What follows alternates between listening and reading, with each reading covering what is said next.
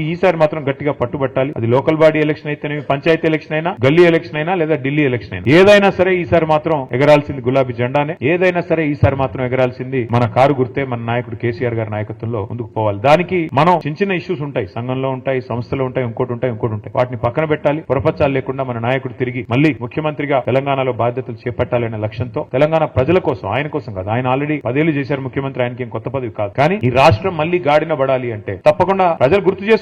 ఈ రోజు మీరు ఎవరినైనా చూడండి, మీరు చూస్తా ఉంటారు కదా వీడియోలు, ఎక్కడ పోయినా గుర్తు చేసుకుంటున్నారు. ఎందుకు అంటే దానికి కూడా కారణం ఉంది. ఎప్పుడైనా పెద్దలు చెప్తారు, మన మధ్యన ఒక పెద్ద ఆయన ఉంటే ఆ వాల్యూ మనకు అర్థం కాదు, విలువ తెలవదు.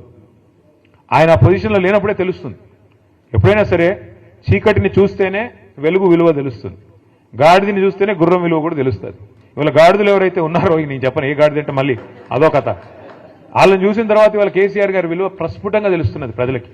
అయ్యో ఎంత తప్పు జరిగింది, అయ్యో ఎంత తప్పు. రైతులైతే నేను చూస్తా ఉన్నా, కొంతమంది వీడియోలు చూస్తా ఉన్నాను నేను, తమ చెప్పు తీసుకొని తాము కొట్టుకుంటున్నారు. మేము తప్పు చేశాము, కాంగ్రెస్ కోటేసి మోసపోయాము, రుణమాఫీ అంటే మోసపోయాము, రైతు బంధు పెంచుతామంటే వీళ్ళు ఏది చేయరు, వీళ్ళ వల్ల కాదు, ఇంకా ఉన్నదే పొడగొడుతున్నారు వీళ్ళని చెప్పి బాధపడతా ఉన్నారు. మరి అట్లా ఉండే